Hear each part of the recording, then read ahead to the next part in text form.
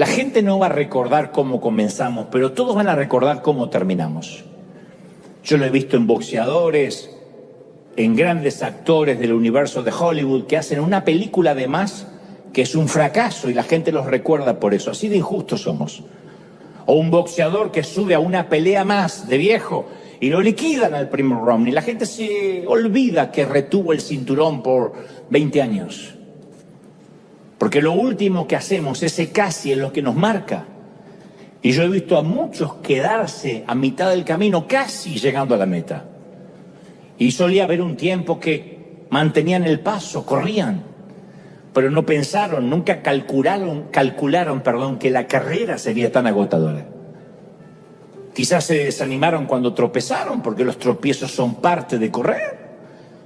Cualquiera que haya sido la razón, ya no corren. Puede que asistan a la iglesia, vengan, ofrenden, pero sus corazones no están en la carrera de la fe. Se retiraron antes de tiempo. Entonces, de alguna forma, como en estado de coma, se congregan, vienen, pero no corren la carrera. Hace muchos años Dios me regaló la oportunidad de entablar una relación de amistad profunda, muy estrecha, con un querido amigo, un hombre de Dios llamado Omar Cabrera, el reverendo Omar Cabrera, que actualmente está en la presencia del Señor. No fui amigo toda su vida, ni toda mi vida, pero los últimos años de él sintió de dedicarme a algunos desayunos. Me dijo, vamos a desayunar al menos unas 2 veces por semana, porque quiero transmitirte, quiero volcarme en ti, quiero vaciar lo que yo sé. Y para mí fue un regalo impresionante. No falté a solo ni una de esas citas. Y una mañana durante un desayuno le pregunté a Omar si solo pudiera darme un consejo, algo que yo debería saber y atesorar por el resto de mi vida. ¿Cuál sería ese consejo? Y el hombre me dijo, ¿estás seguro que quieres oírlo? Porque muchos me han hecho esa pregunta, pero no están listos para oír la respuesta.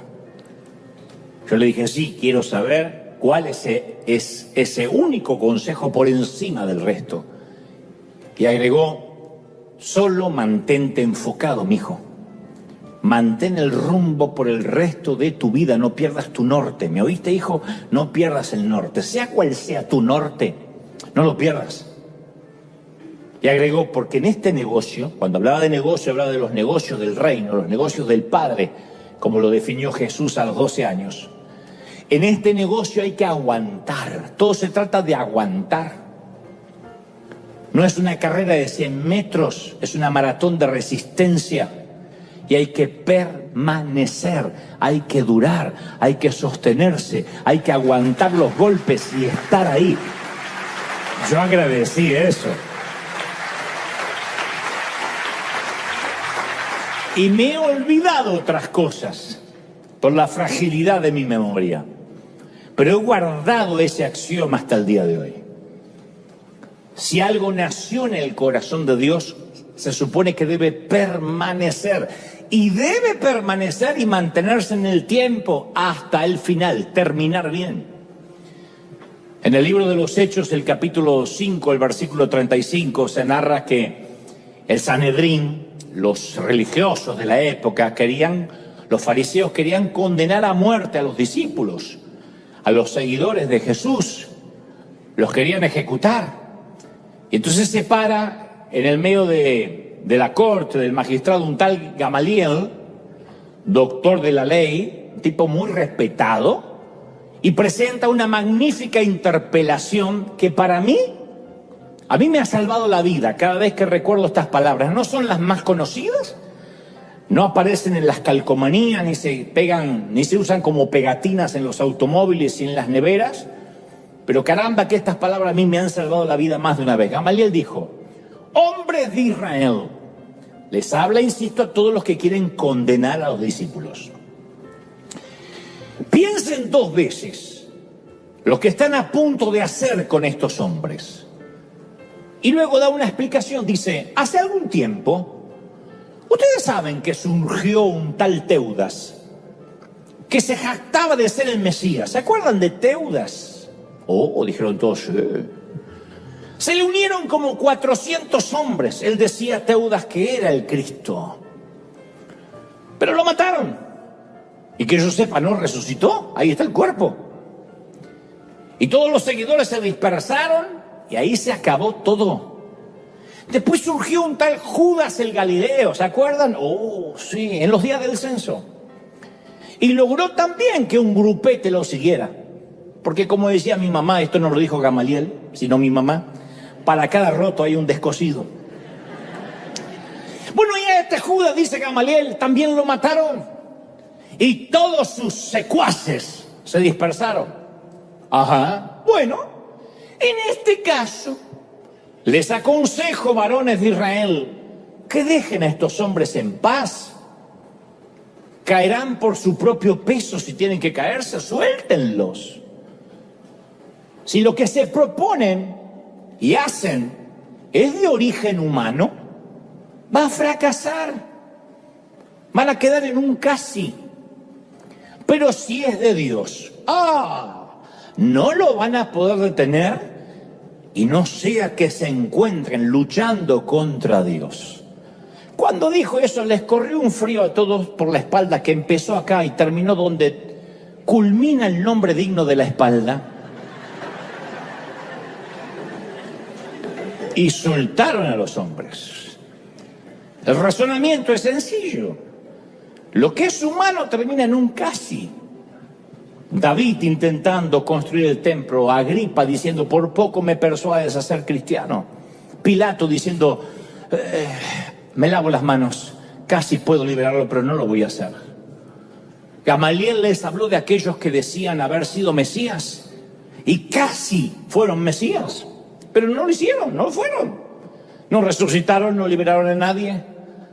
Lo que no nace en el corazón de Dios se suele disolver como arena mojada entre los dedos. ¿A cuántos? Y esto sé que lo saben los pastores que me están mirando. ¿A cuántos hemos visto tratar de dividir iglesias? Porque esto le pasa a todos los pastores del planeta. De repente alguien mira de abajo y dijo, qué fácil es hacer esto. Me pongo un traje, suelas rojas y predico, digo 3 chistes y ya está. Algunos creen que es fácil, entonces dice, bueno, me voy a poner una iglesia y se llevan siempre adeptos, siempre lo encuentra, para un roto siempre hay un descosido, siempre detrás de un loco hay otro más loco que lo sigue. Y dicen, Dios me mandó a poner un ministerio nuevo, pero este va a ser más poderoso, o más fogoso, o que no sé, o más sanador, o no va a haber suegras aquí, no sé lo que prometan. Y luego quedan frustrados, estancados, olvidados. Yo recuerdo a alguien que me dijo, Dante, yo voy a ser el único que se vaya de River y voy a tener un gran éxito. Y no valió de nada que yo le explicara que cuando alguien busca el éxito es esquivo. Nunca la búsqueda del éxito puede ser el motor y menos el combustible de un llamado genuino. No nos metemos en el negocio de las almas para tener éxito. Una buena fama para con los hombres, así como el éxito bien entendido o los recursos, el dinero, nunca se buscan. Llegan solas, como la cosecha de una buena siembra de años. Cuesta 30 años hacer un éxito de la noche a la mañana. Y eso llega, dice la Biblia, te alcanzarán las bendiciones. ¿Alguien lo cree, sí o no? No dice, buscará las bendiciones. Las bendiciones te alcanzarán. Ahora, esos días grises no me impidieron seguir caminando.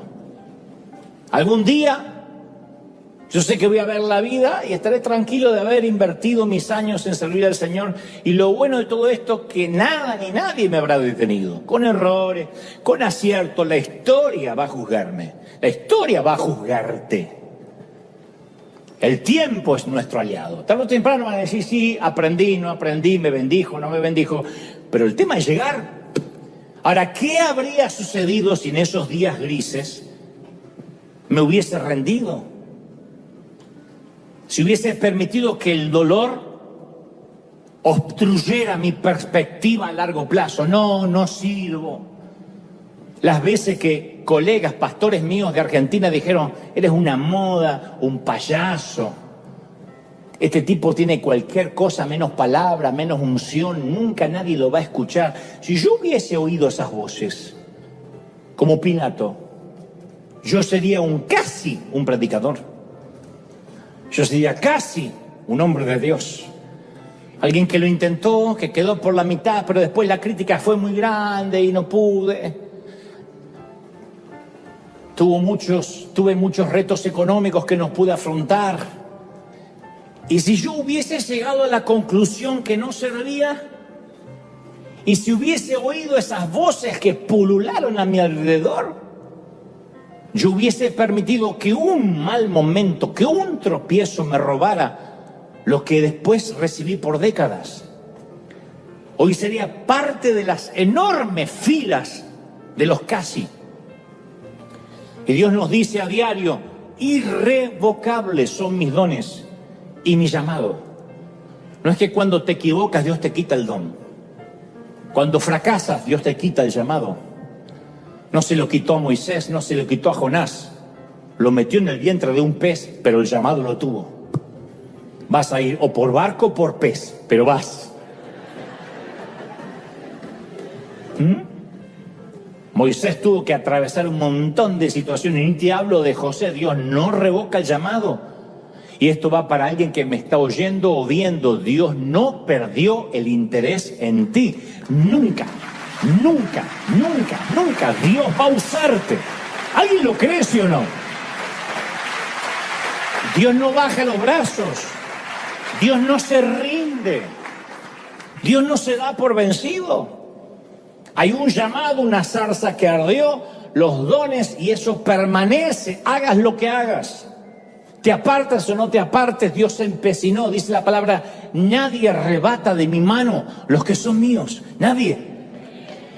Y yo soy partidario de esos que creen que nadie los arrebata de la mano de Dios. ¿Estamos conmigo, sí o no? No sabes cómo te ama el Señor. Por eso a mí me gustan los que comprenden que tenemos un llamado a largo plazo. Y me duele cuando veo a gente talentosa que presenta una renuncia prematura, o que la propia institución le hace presentar la renuncia. No, si cometiste este error, deja el ministerio hasta tanto puedas servir a Dios con manos santas. ¿Quién puede exigirle santidad al otro cuando él no puede ofrecerla? Y esto no es una apología al liberalismo.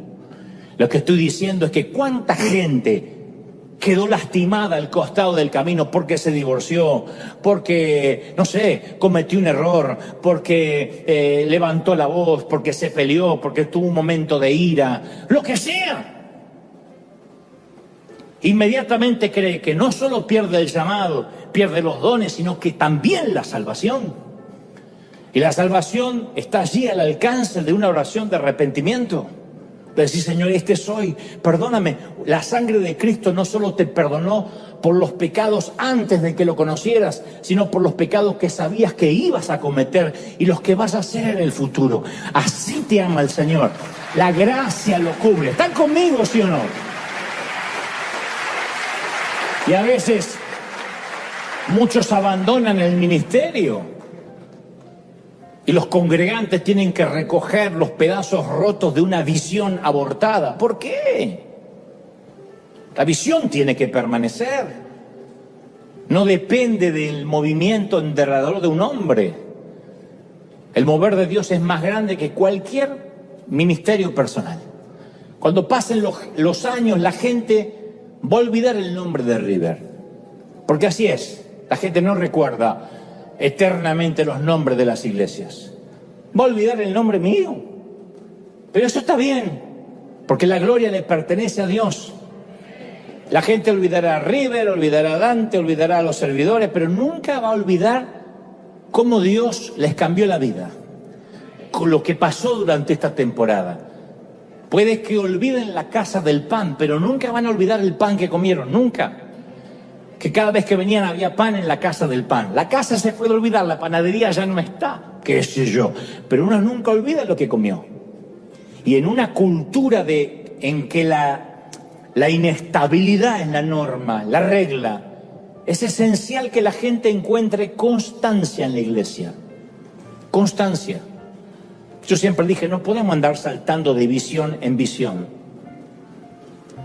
Los líderes de River saben que esta es la misma visión que tenemos de hace años. No ha cambiado, no es que todos los domingos hay una teología novedosa, hoy vamos a hacer algo distinto. Es siempre lo mismo. Algunos se pueden aburrir, pero siempre es un enfoque en qué somos buenos. Lo hemos hablado muchas veces.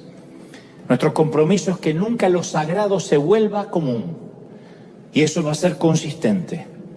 Y si tienes un llamado y ahora estás en un momento de debilidad y dices, yo sé que tengo dones y no los estoy usando, yo sé que tengo un llamado, pero me desvié.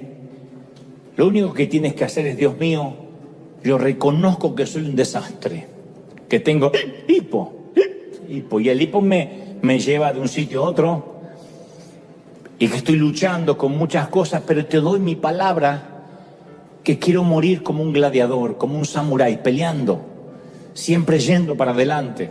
Voy a ser como el junco de la Florida, que se dobla con el viento y los huracanes, pero cuando pasa el viento se vuelve a levantar.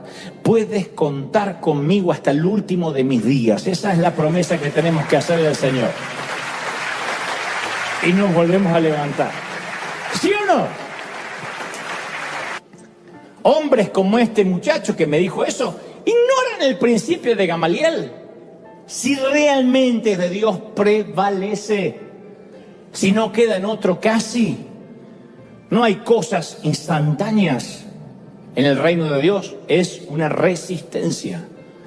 Cuando las multitudes seguían a Jesús con propósitos egoístas, Él les recordaba el costo, y en Lucas 14:28 usa hasta una metáfora de construcción para que entiendan. Les dice Jesús, supongamos que alguno de ustedes quiere construir una torre.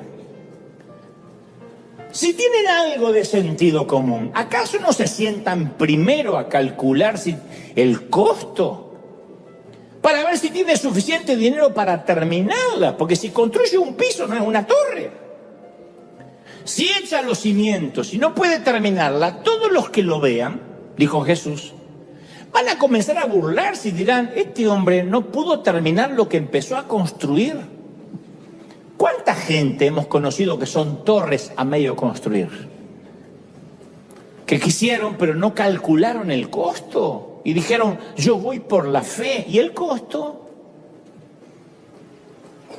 Ir por fe no es improvisar. Te puedo contar decenas de casos de cuando yo era chiquito, o jovencito, o niño, que en la iglesia donde nos congregábamos alguien dejaba el trabajo en la fábrica metalúrgica o abandonaba el empleo porque decía, voy a vivir a partir de ahora por fe, Dios me dijo. Y se moría de hambre, los hijos, la familia. Terminaba divorciándose, un caos.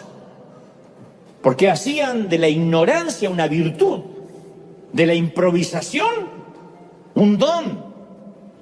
Entonces nunca solo las buenas intenciones son suficientes para terminar aquello que empezamos. Las intenciones Dios nunca bendice intenciones. Si no, cuando lleguemos al cielo, el Señor, en lugar de decirnos bien hecho, siervo fiel, nos diría, bien intencionado, siervo fiel. ¡Oh! ¿Qué intenciones que tenía? Sí, nunca hemos visto un dedo, pero qué intenciones buenas. Y hay de los que empiezan a construir, pero no termina aquello que comenzaron por falta de cálculo. Todo en la vida merece un cálculo. Si vas a casarte, tienes que calcular los costos. Si vas a tener hijos, tienes que calcular los costos. Si decides no tenerlos, tienes que calcular los costos de no tener hijos. Si vas a comprar una casa, si vas a emprender un crédito, si vas a irte de un país, quedarte en el país, todo tiene un costo que hay que calcular. Si vas a las urnas a votar democráticamente por un presidente, tiene un costo. ¿Cuánta gente hemos conocido que se enamora de un restaurante y dice, ay, cómo me encantaría ser dueño de uno? pero jamás se dieron una vuelta por lo que significa una cocina. El restaurante no es lo que se ve de afuera con los cuadros y las velas, el caos que está pasando dentro de la cocina. Eso es con lo que vas a tener que lidiar. Y yo con el paso de los años he aprendido que lo importante no es correr rápido, sino mantenerse en la carrera. Después me dijo un arriero que no hay que llegar primero, sino hay que saber llegar. Lo cantamos, pero no lo ponemos por obra. Hay que saber llegar. Servir al Señor no es una carrera de 100 metros, es una maratón de resistencia, resistir.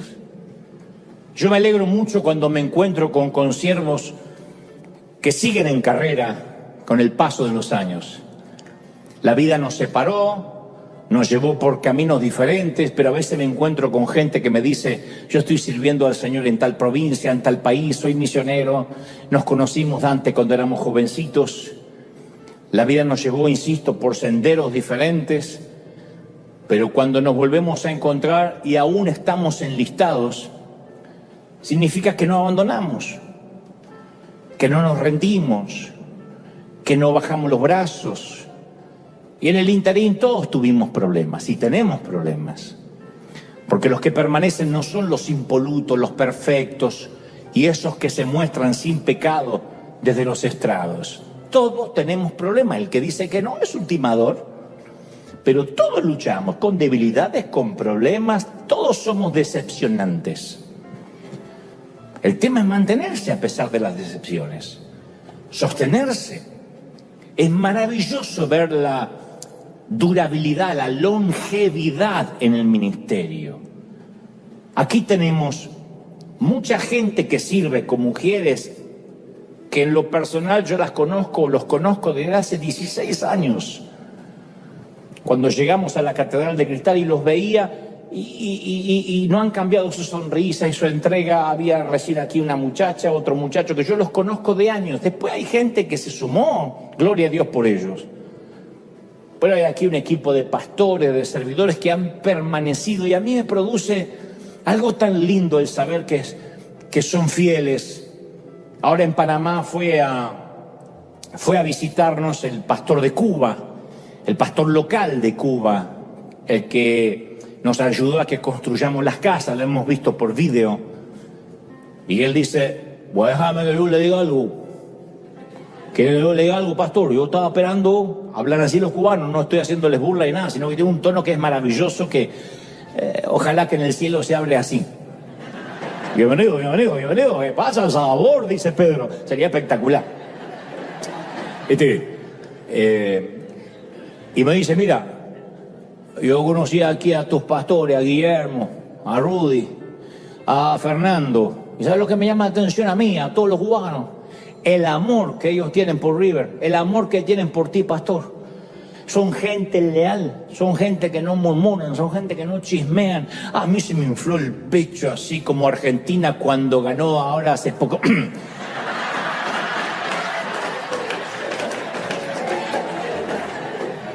Longevidad. Qué lindo, como cuando a un papá le hablan bien de un hijo. Tu hijo vino a casa y levantó los platos y dijo: ¿en qué la puedo ayudar? Y tú sabes que el condenado en casa no mueve un dedo, pero no importa. Te alegra de que en casa ajena al menos te honre, te represente bien. La inconstancia, la falta de estabilidad y permanencia en algo siempre arruina cualquier plan y nos lleva a la estación de un casi. Hay mucha gente con facilidad y ligereza excesiva, ya sea para cambiar de opinión, de pensamientos, de amigo, de iglesia, de pastor. Y yo soy de los que sostienen de que uno tiene que mutar. Yo no soy el mismo de, ¿qué digo? Hace 10 años, del año pasado. No obstante, hay convicciones que no se tocan. Hay esencias que no cambian, pero hay gente que sufren de TDA a nivel espiritual y emocional, trastorno de déficit de atención. O sea, todo lo que hacen es un ratito, un poquito y después cambian. Ante el menor problema renuncian al empleo. ¿Por qué te fuiste? No, me exigía que todos los días vaya a la misma hora.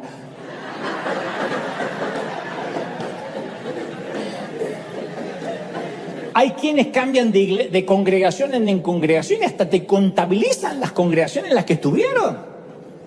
Y te dicen con orgullo, esta es la número 42. ¡Oh!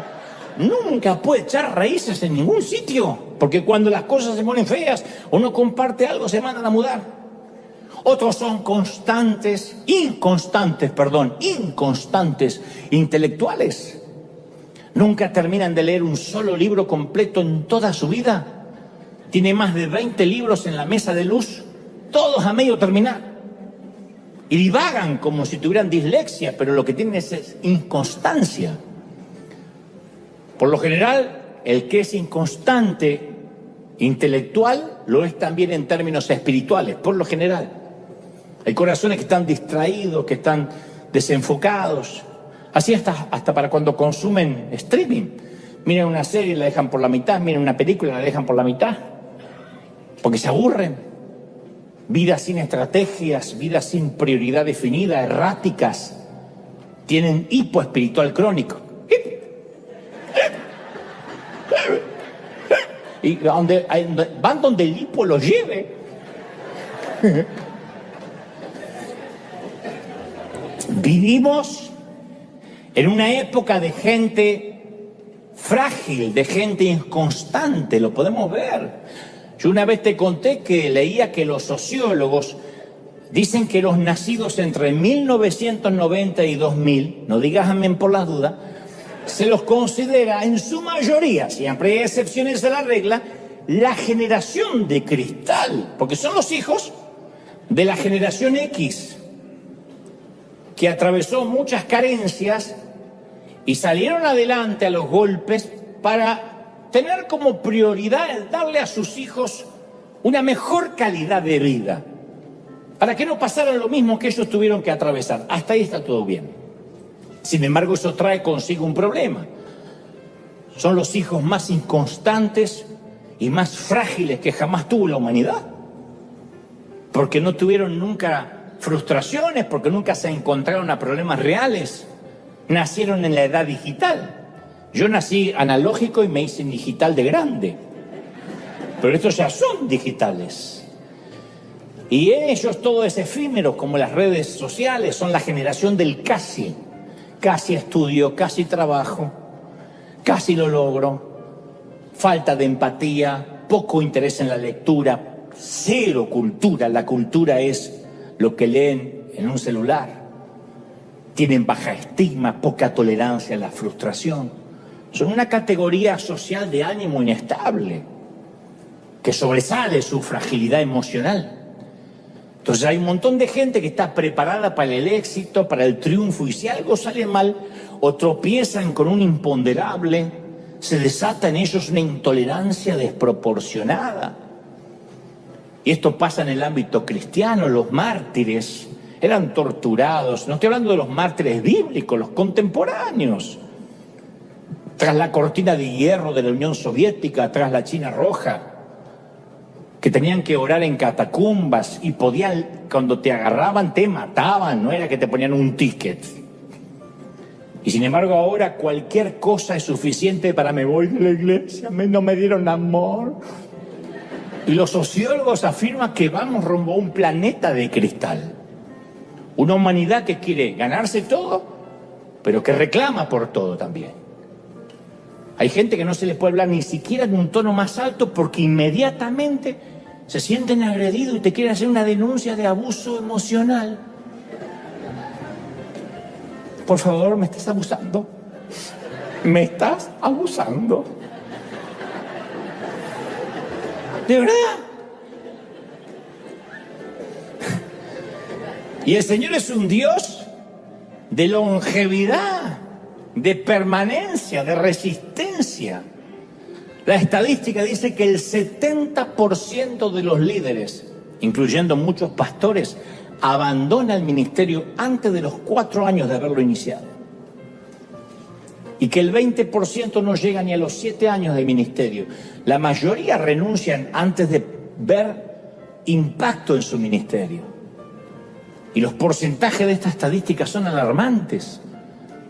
Porque si algo nace de Dios, permanece. Llegamos hasta el final, ¿sí o no? A mí durante todos estos años me ha tocado atravesar temporadas muy tristes, muy difíciles. Decepciones, traiciones en el ministerio, dolor, injusticias, falso testimonio, murmuración, difamación, crítica. Todo sumado a las redes sociales que hace 20 años atrás no estaban en boga. Un famoso autor que ya no existe, llamado Humberto Eco, dijo: antiguamente los borrachos que eran silenciados en los bares cuando decían alguna imbecilidad y eran acallados, decían: me tiene unas copas de más, llévenselo a casa. Hoy opinan en las redes sociales a la altura de un premio Nobel.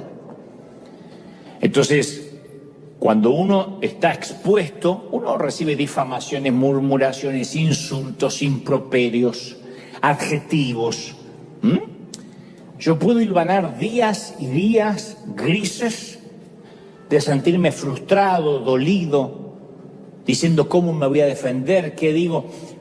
Pero siempre he logrado encontrar aliento en aquellas palabras semi-escondidas aquí en el libro de los Hechos y dichas por Gamaliel.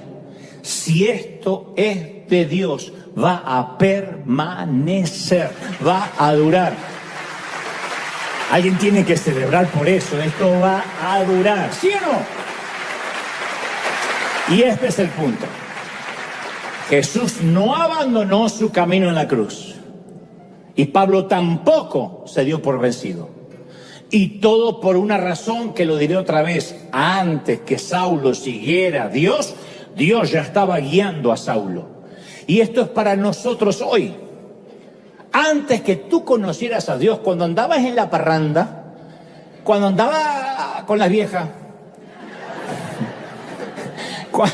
andaba tomando y haciendo cualquier locura, lo creas o no, me van a odiar otros pastores por esto, Dios ya te estaba cuidando en un ambiente controlado, porque Dios te estaba protegiendo para un propósito. ¿Alguien lo cree, sí o no?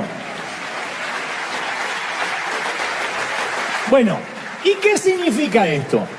Que los momentos en que quisiste darte por vencido, Jesús estaba ahí. Los momentos de tentación que dijiste cedí, claudiqué, Jesús estaba ahí. En los momentos en que te quedaste al lado del sendero diciendo no puedo más, no tengo oxígeno, Jesús estaba ahí. Parece una palabra de motivación, es una palabra teológica profunda. Porque si no pensamos que en ese momento el diablo nos tenía, Dios no nos conocía, el Señor tenía un propósito con Saulo desde que nació. Pablo no fue un plan B. No es que Jesús dijo, uy, me busqué justo 12 ignorantes y encima uno traidor. Y ninguno de estos puede escribir algo medianamente digno, así que voy a tener que buscarme otro. ¿Habrá alguno? Sí, hay uno que persigue cristianos. Dios ya sabía que Saulo existía desde niño. Permitió su preparación, era el único tipo, Pablo, que podía pararse en el panteón griego y hablar en el idioma de estos tipos. Porque hay gente que tiene el llamado a llegar al corazón de otras personas, a las emociones, yo los respeto. Hay otros que tienen el llamado al intelecto, porque hay gente que primero les entra por acá. Quizá hay muchos así ahí, o la mayoría que dicen, a mí no me vengan a gritar, reciba, ahora. A mí no me vengan con eso. Yo quiero entender que hay gente que dice, la puerta a mi corazón está por acá. Otros, la puerta a su corazón están las emociones. Y está bien, somos distintos. Dios respeta nuestras estructuras mentales y espirituales y anímicas y emocionales. Pablo llegaba a los pensantes, a la gente de dinero, a los académicos, a los que debatían a Sócrates, a Platón, a los que filosofaban, Ahí no podía ir Pedro diciendo no tengo esto, no tengo nada, pero lo que tengo te doy. Eso no estoy desacreditándolo, pero no era lo que ellos querían oír. Hubiesen dicho esto es magia, esto es un truco. Pablo sabía cómo hablarles porque Dios lo preparó toda la vida. Y este es un mensaje para que no te rindas. Porque todas esas situaciones que te tocó atravesar en tu país, con una familia disfuncional, todos esos fallidos que has tenido durante la vida fueron permitidos por Dios para un propósito. Él nunca dejó de guiarte. Por eso no te puedes entregar. No puedes mirar hacia atrás y decir, hice un desastre. No, Dios permitió cada detalle. Los atletas dicen que cuando ya no pueden más, tienen que atravesar esa muralla de oxígeno. Una vez te lo conté. Y hay dos opciones. O te paras ahí, porque el cuerpo dice basta, o buscas un segundo aliento. Ahí es cuando empiezan a correr con el corazón y ya no corren con las piernas. Y esta palabra va para los que a veces ya no tienen fuerzas. Y el Señor me ha mostrado que están a punto de rendirse. Y piensan que quizás ya es hora de abandonar la carrera. El Señor me ha dicho que te diga, no existe el casi en tu vocabulario ni en el mío. No existe el casi. Te llamé para no abandonar.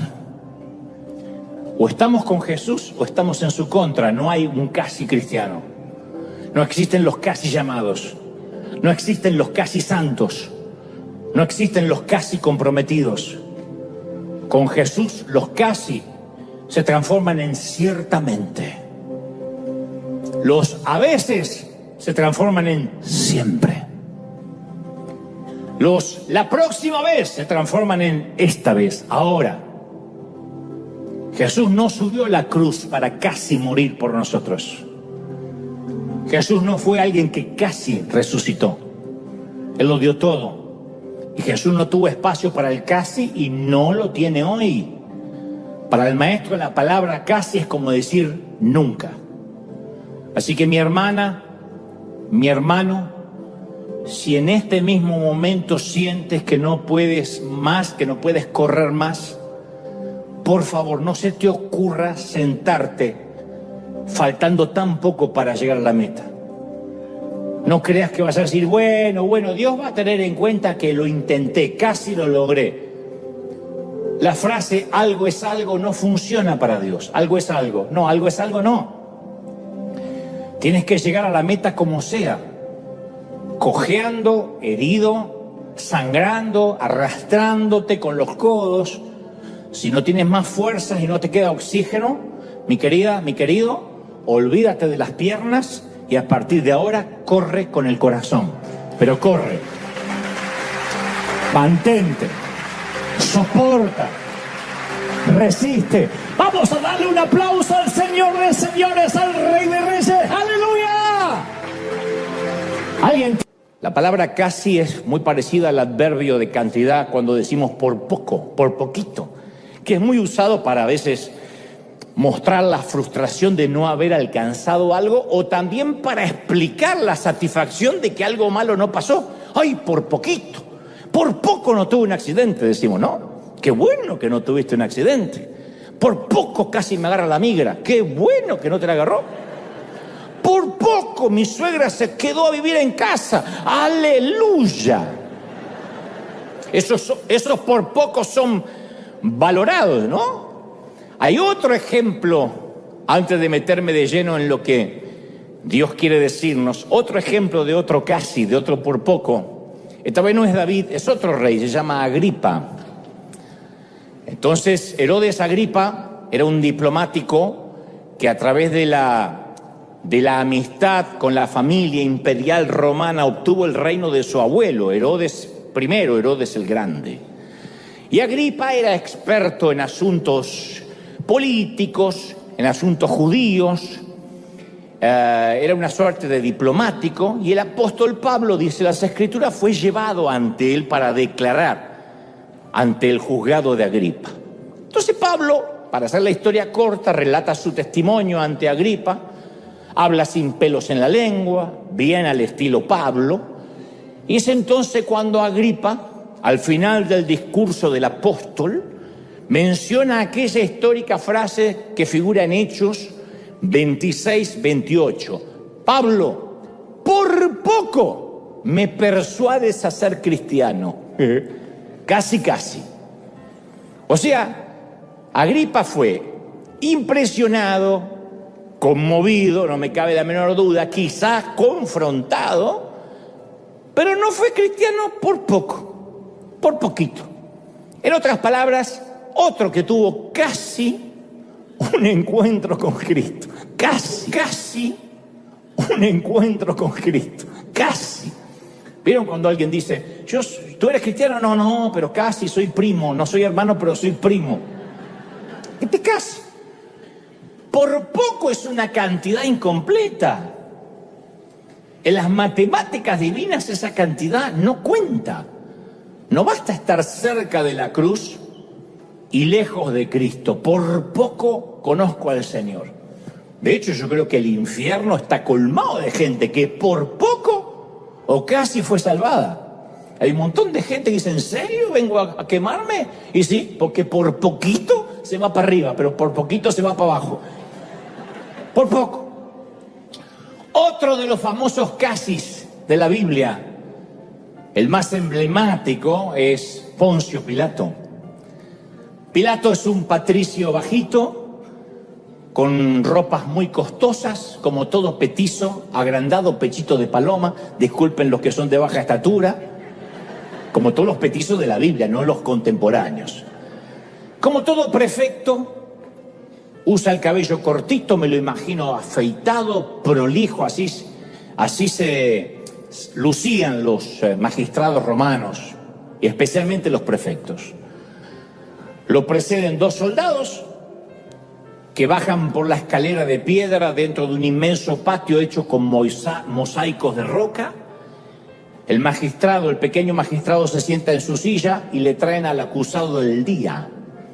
El presunto criminal tiene los pies hinchados, llenos de barro, manos tostadas, nudillos protuberantes. Se nota que fue carpintero al menos por 3 décadas.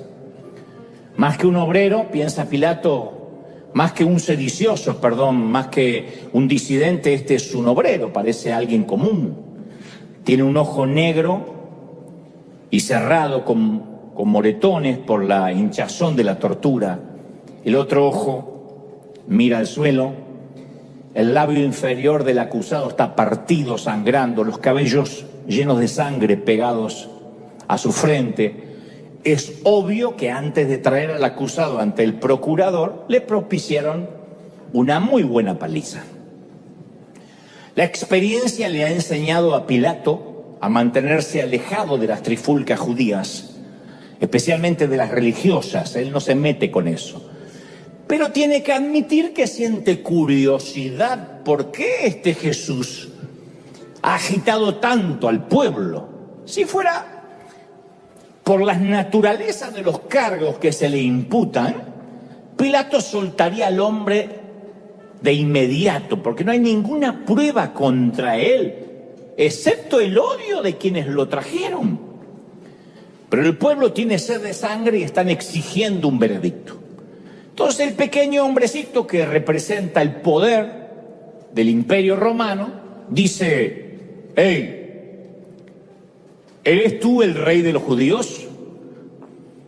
Jesús no levanta la cabeza, pero a lo mejor alza los ojos, uno de ellos, el otro no lo puede abrir. Pilato piensa, ¿cuántos ojos desorbitados lo han mirado así, pidiendo misericordia, rogando la absolución? Pero este carpintero no ruega, este carpintero no se defiende, solo responde sin levantar la voz en un tono casi monocorde, dice, tú lo dices. Vuelvo a preguntarte, ¿eres el rey de los judíos? Y él vuelve a decir, tú lo dices.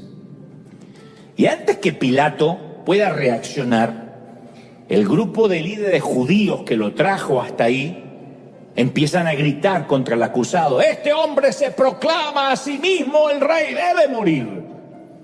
Y mientras tanto, el humilde Galileo sigue mirando al suelo. Pilato mira a los líderes judíos apiñados en el rincón opuesto al tribunal. Para los religiosos los latigazos no son suficientes. Pilato quiere dejar ir a Jesús. De alguna forma está diciendo, dame una sola razón, Galileo, y te dejo ir. Una razón y te dejo libre.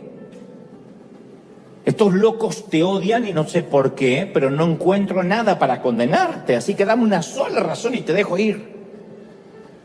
Así que trata de negociar con el pueblo y trata de entregarles a Barrabás, un delincuente, pero ellos prefieren matar a Jesús. Cree que si manda a Jesús al poste de los azotes y le dan 39 latigazos, los que lo acusan se quedarán conformes. No, ellos quieren que Jesús vaya al Gólgota. Pilato declara que no encuentra ningún crimen en este hombre, pero ellos lo acusan de